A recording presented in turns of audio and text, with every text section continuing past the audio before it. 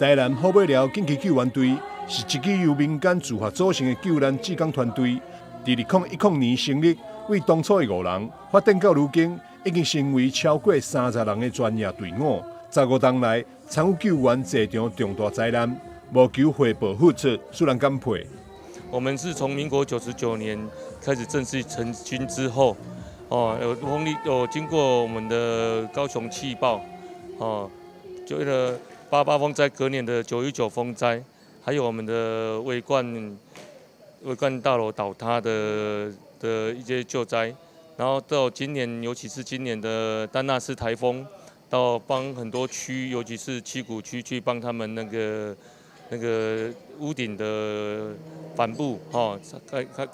盖帆布。然后最重要就是我们这几天的9月23号的那个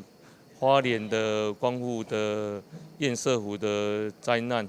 我们出了3个梯次前往去救灾。第一梯次是在9月26号前往到去搜救那些失踪者，然后我们在10月4号的时候出动第2梯，跟10月15号出动第3梯，帮一些灾民灾后重建，因为大家是同岛一命，一起帮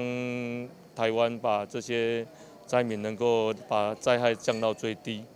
也希望说我们有志青年一起来参加我们为了救援队。今年是好尾寮紧急救援队成立15周年，为了庆祝这个大日子，